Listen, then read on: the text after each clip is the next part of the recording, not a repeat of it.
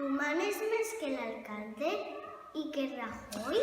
Que va, yo no mando más que ellos, ni muchísimo menos. Ojalá, si fuera así, cambiarían las cosas. La fiesta sería lo más importante que tendríamos y sobre todo cuando llegara el mes de junio.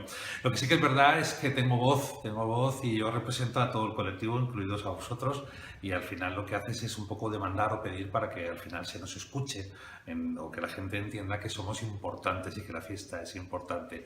Pero mandar, no mando ni en casa, te lo garantizo.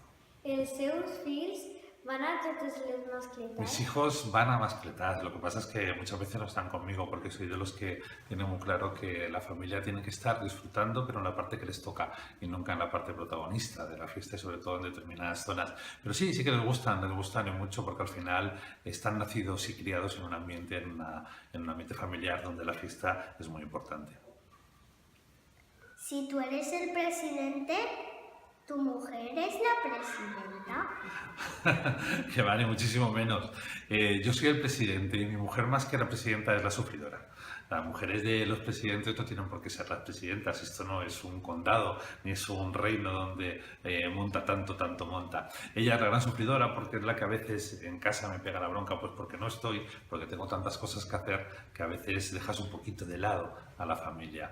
Pero bueno, muy buena pregunta. Pues yo quería mandar un mensaje y una petición, ¿por qué no?, a todos los padres. Es importante que los niños formen parte de nuestra fiesta. En primer lugar, porque les vamos a inculcar la cultura de nuestras costumbres, nuestras raíces, porque Les Fogueres es una fiesta bonita, es una fiesta que marca o define, mejor dicho, el carácter de todos los alicantinos. Vivimos en una tierra extraordinaria con un clima maravilloso y una fiesta que es más que especial.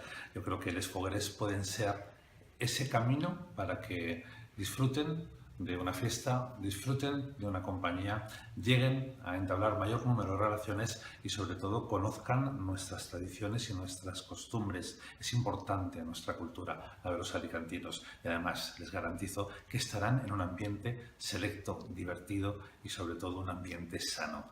La fiesta es quizás uno de los mejores regalos que se le puede dar a la infancia de los más pequeños.